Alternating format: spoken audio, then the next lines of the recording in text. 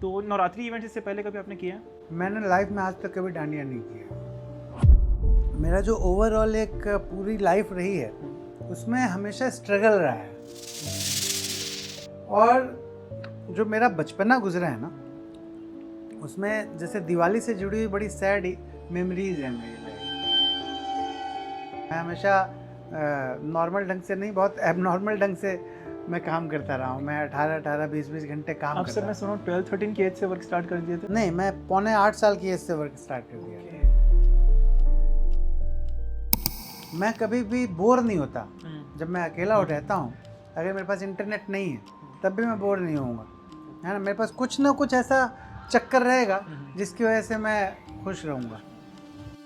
किसी school college में जाके अच्छा एक्टर नहीं बन सकता। कोई बंदा अगर ये कहे कि आपको बहुत अच्छी एक्टिंग आपको सिखा देगा, ये बेकार बात है।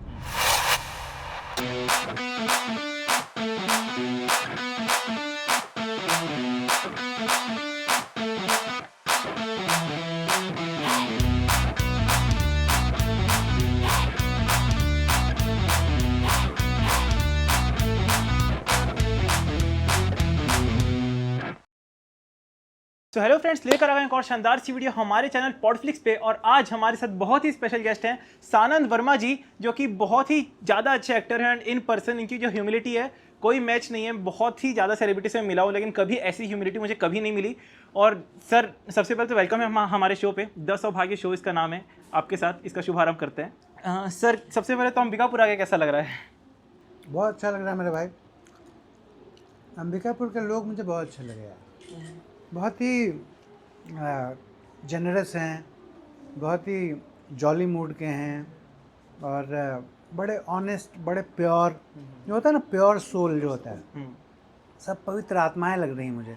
सब बहुत ही एथिक्स वाले लोग हैं और बहुत वेलकमिंग हैं। तो बहुत मज़ा आ रहा है मुझे। मैं अंबिकापुर एक्चुअली नाम तो मैंने बहुत सुना था पर पहली बार मैं आया। नाम सुना था आपने हाँ, अंबिकापुर का? नाम मैंने सुना था क्योंकि इधर रायपुर आया था मैं शूटिंग के लिए।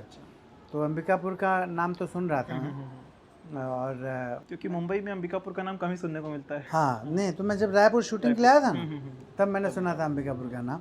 और इसका नाम ही अपने आप में देवी माँ के नाम से है। जी तो मैं तो माँ दुर्गा का बहुत बड़ा भक्त हूँ। अच्छा अच्छा अच्छा। तो अंबिकापुर मुझे बहुत ज़्यादा मन था कि मैं आऊँ। तो मैं बहुत कम इवेंट करता हूँ लेकिन जैसे ही मुझे पता चला कि अंबिकापुर में है तो मैं भागा चला आया। मैंने कहा कि अंबिकापुर जाना ज़रूरी है।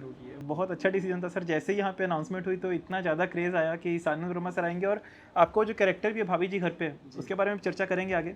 फिलहाल तो सर अंबिकापुर की और इस इवेंट की बात चल रही है। तो सबसे पहले तो होटल पर्पल ऑर्किड का थैंक यू है कि हमको ये स्पेस प्रोवाइड कर रहे हैं और इतना अच्छा इवेंट यहाँ पर ऑर्गेनाइज़ किया है।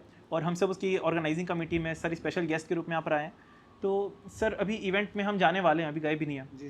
तो नवरात्रि इवेंट इससे पहले कभी आपने किया है? मैंने लाइफ में आज तक कभी डांडिया नहीं किया। अच्छा। आज तक किया ही नहीं क्योंकि मैं ना, जो मेरी भक्ति है ना वो बहुत ही भक्त के रूप में, हाँ भक्त के रूप में ना मैं बहुत इंट्रोवर्ट हूँ। यानी मैं उसको ज़्यादा एक्सप्रेस नहीं करता हूँ, समझे ना। मैं बहुत बड़ा भक्त हूँ। 24 घंटे भगवान को थैंक यू बोलता हूँ। मुझे लगता है जो हो रहा है सब भगवान की वजह से हो रहा है, पर मैं बहुत ज़्यादा उसको एक्सप्रेस नहीं करता हूँ। और मेरा जो ओवरऑल एक पूरी लाइफ रही है उसमें हमेशा स्ट्रगल रहा है। तो स्ट्रगल की वजह से ना जो एक सेलिब्रेटिव मूड होता है उस मूड में मैं कभी जा ही नहीं पाता हूँ। अच्छा, समझ रहे हैं? क्योंकि मैं हमेशा स्ट्रगल के मूड में रहा हूँ, स्ट्रगल के मोड में रहा हूँ एक तरह से, समझ रहे हो ना। तो मेरा स्ट्रगल वाला बटन हमेशा ऑन रहता है। तो इस वजह से मैं सेलिब्रेटिव मोड में जल्दी जा नहीं पाता हूँ। और यही वजह है शायद कि ज़िंदगी में कभी भी मैंने डांडिया नहीं खेला आज तक।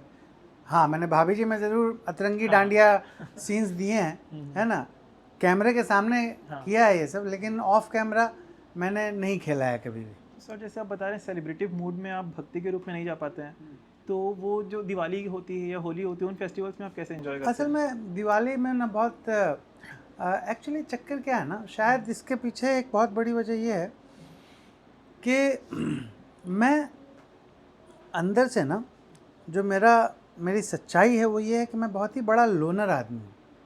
मुझे एकांत पसंद है, मुझे अकेलापन पसंद है ना। जब मैं अकेला रहता हूँ ना तो सबसे ज़्यादा खुश रहता हूँ, समझ रहे हैं। और जब भी हम इस तरह के महोत्सव में शामिल होते हैं तो उसमें बहुत सारे लोग रहते हैं जी। और जो मेरा बचपना गुजरा है ना उसमें जैसे दिवाली से जुड़ी हुई बड़ी सैड मेमोरीज़ है मेरी लाइफ में, है ना। कि मैं पूरी दिवाली की रात बैठ के उदास हूँ, रो रहा हूँ, हैं, क्योंकि पटाखे सारे बच्चे चला रहे हैं, मेरे पास पटाखों के लिए पैसे नहीं है। मैं एकदम छोटा हूँ, मैंने 8 साल की एज है मेरी, है ना।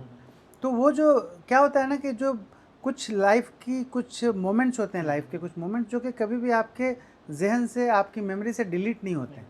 तो इस तरह के सैड मेमोरीज़ जो हैं वो दिवाली वगैरह से जुड़े हुए हैं। और क्योंकि मैं लगातार काम करता रहा हूँ, मैं हमेशा नॉर्मल ढंग से नहीं, बहुत एबनॉर्मल ढंग से मैं काम करता रहा हूँ। मैं 18 20 घंटे काम करता। सर मैं सुना 12-13 की एज से वर्क स्टार्ट कर दिए थे? नहीं, मैं पौने 8 साल की एज से वर्क स्टार्ट कर दिया। पौने 8 साल। एक्टिंग में ही या फिर नहीं, किसान। सबसे पहले पिताजी के साथ धान उगाता था। आज मैं बोल रहा था अपने दोस्त को कि मैं कैसे धान के खेत के सामने खड़ा था मैं और उसको बता रहा था कैसे धान, वो मेरा पहला काम था, धान उगाता था मैं, है ना। तो वहाँ से शुरुआत हुई थी। तो 1000 तरह के काम किए हैं, यानी मरता क्या ना करता, जो भी मिल जाए जिससे रोटी मिले वो काम करता रहा मैं, है ना।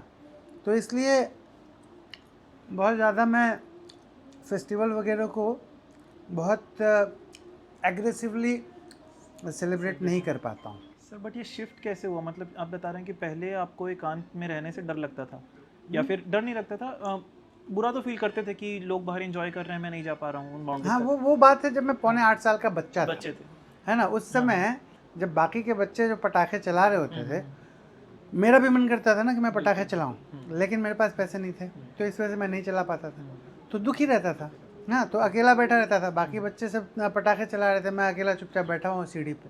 क्या इसी वजह से आपको एकांत में रहने की और खुद के साथ खुश रहने की आदत पड़ गई? ये भी एक कारण हो सकता है, पर ये एक मेरा नेचुरल, मेरी एक मेरा कैरेक्टरिस्टिक है। ये एक नेचुरल कैरेक्टरिस्टिक है मेरा कि मैं लोनलीनेस को एंजॉय करता हूँ। और उस लोनलीनेस में मैं बहुत ज़्यादा क्रिएटिव हो जाता हूँ, समझ रहे हैं आप। जैसे आप कोई भी मेरा काम देखें, मेरे वीडियोस आप देखें या कुछ भी, सब मैं खुद ही सोचता हूँ, खुद ही लिखता हूँ, इतने वायरल होते हैं मेरे वीडियोस।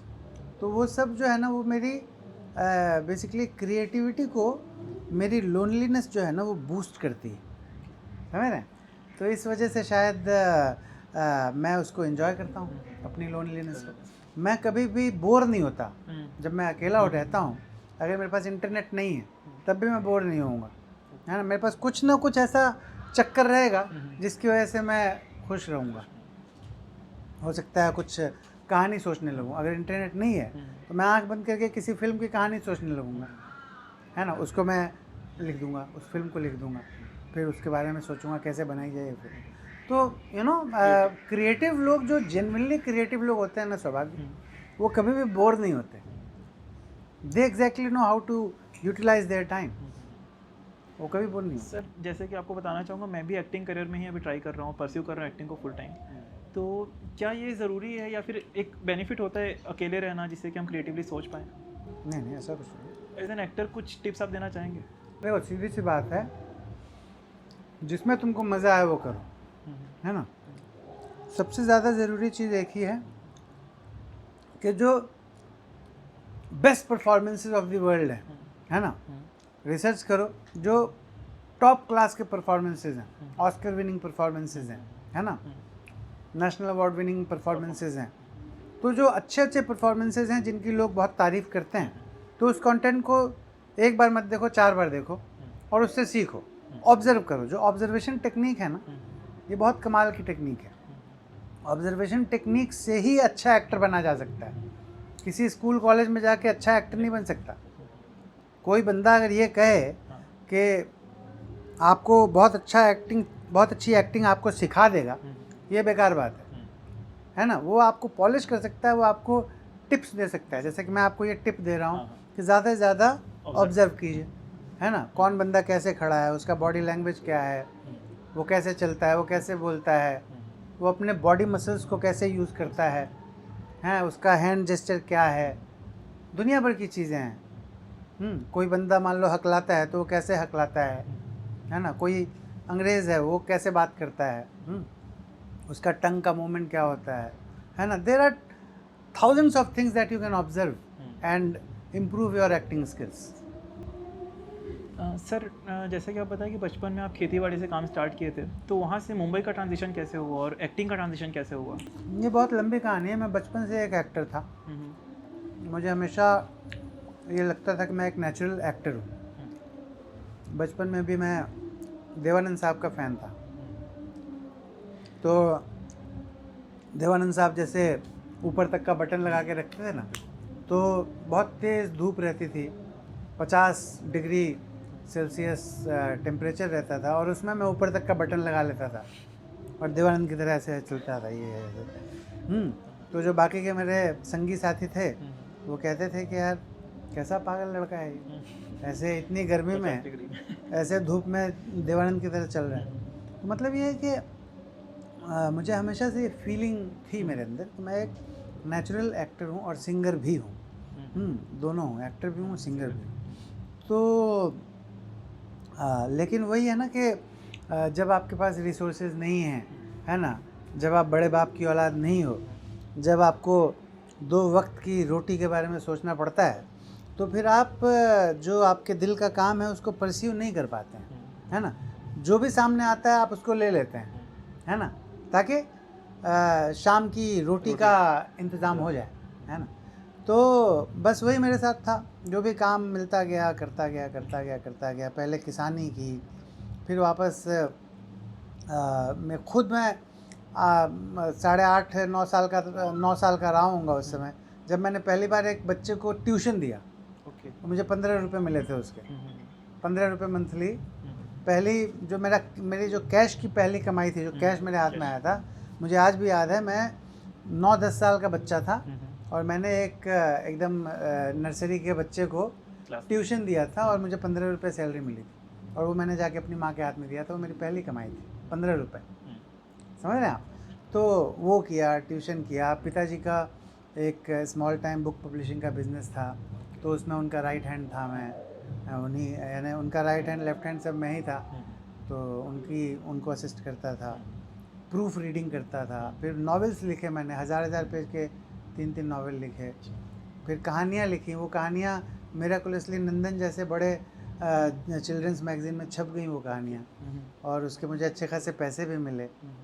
तो फिर मुझे लगा कि मैं बहुत बड़ा स्टोरी राइटर बन गया हूँ, तो अब नॉवेल लिखूँगा। तो मैंने कहानियाँ लिखनी बंद कर दी और नॉवेल लिखने लगा। तो हज़ार पेज के 3 उपन्यास लिख लिए मैंने, जब मैं 14-15 साल का था मुश्किल से। और फिर बाद में उन उपन्यासों को फाड़ भी दिया, ये सोच के कि इससे बेहतर लिख सकता हूँ मैं, ये मेरा स्टैंडर्ड नहीं है।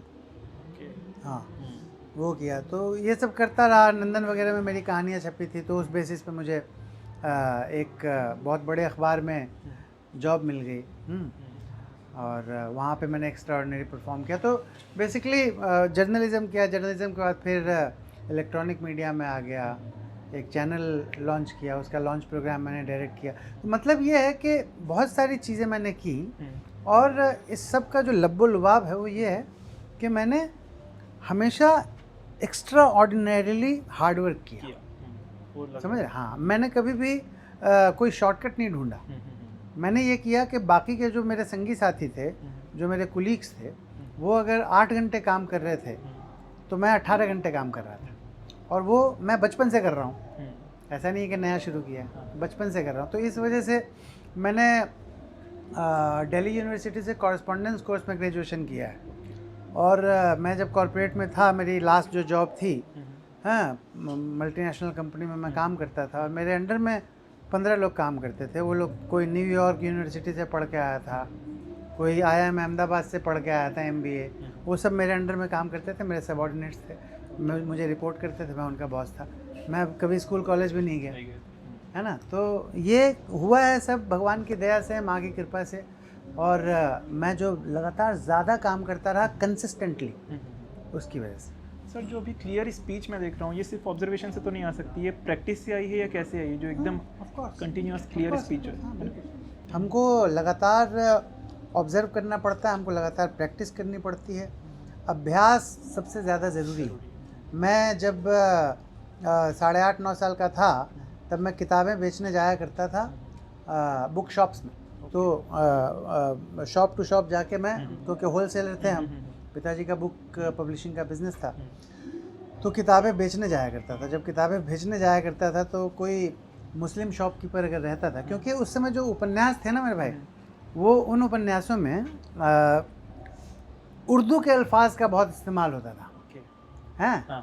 और मुझे उपन्यास लिखने थे, जो मैंने आपको बताया 3 उपन्यास लिखे थे मैंने, तो उर्दू के अल्फाज का बड़ा इस्तेमाल। और मेरे पिताजी बहुत बड़े साहित्यकार थे, बहुत बड़े कवि थे, और न सिर्फ कवि थे बल्कि बहुत सारी पुस्तकें भी उन्होंने लिखी। अच्छा। और कई सारी पुस्तकें उनकी प्रकाशित हुई, छपी हैं मेरे घर में हर हफ्ते कवि गोष्ठियाँ हुआ करती है। हर हफ्ते कवि गोष्ठी होती थी, और पूरे पटना के बड़े बड़े कवि जो हैं वो हमारे घर में एकत्रित होते थे और कवि गोष्ठी होती थी, समझे।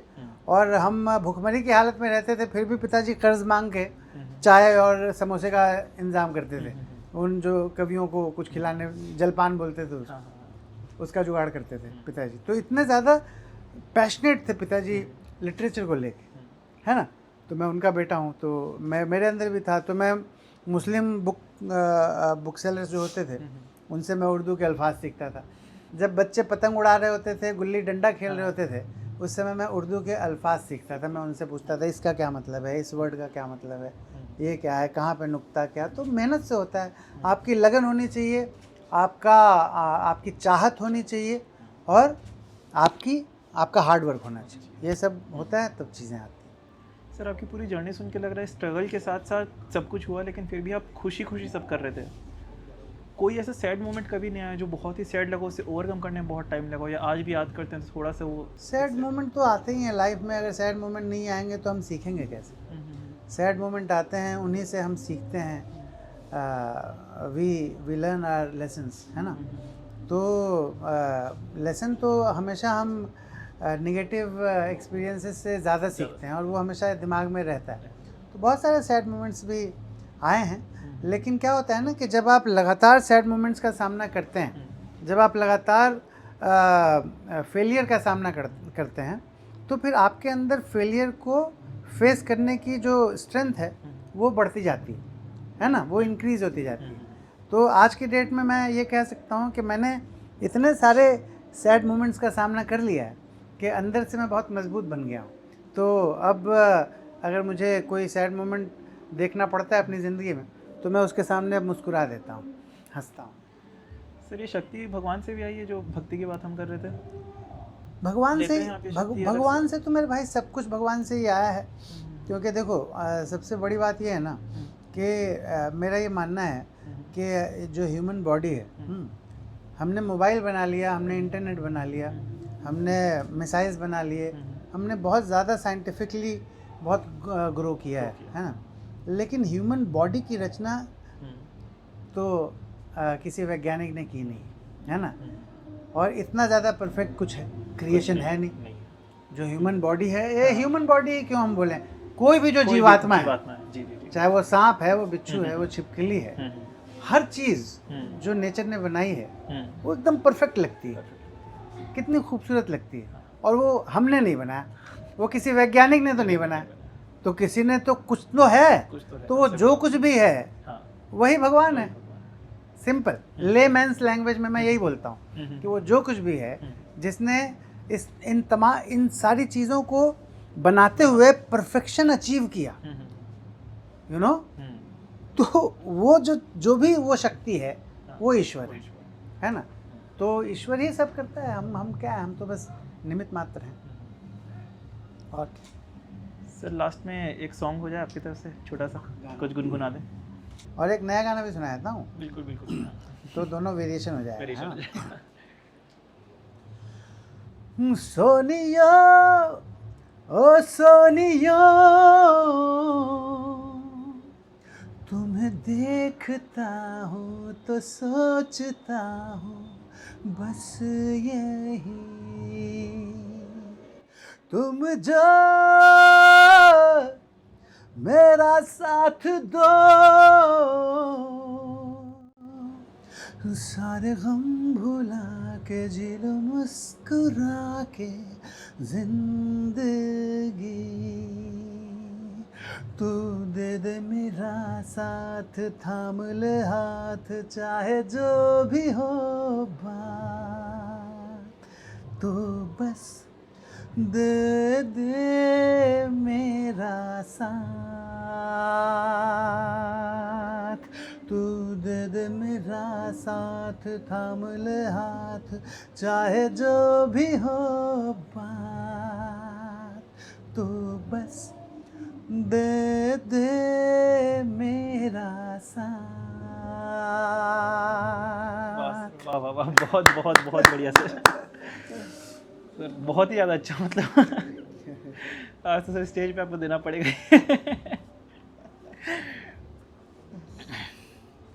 ठीक है सर, वाइंड अप करते हैं, लेट हो रही है, इवेंट की बहुत साउंड आ रही है। तो सर लास्ट क्वेश्चन, कैसा लगा शो पे आके और कैसा लग रहा है, मतलब अभी सौभाग्य शो का? मुझे सौभाग्य शो बहुत अच्छा लग रहा है। मैं अपने आप को बड़ा सौभाग्यशाली मानता हूँ कि मुझे सौभाग्य शो पे आने का मौका मिला। आप बहुत ही क्यूट हैं, बहुत अच्छे हैं, और मुझे उम्मीद है कि आप एक एक्टर के रूप में भी अच्छा करेंगे, ऐसा मुझे लगता है। All the best. Thank you so much sir, thank you.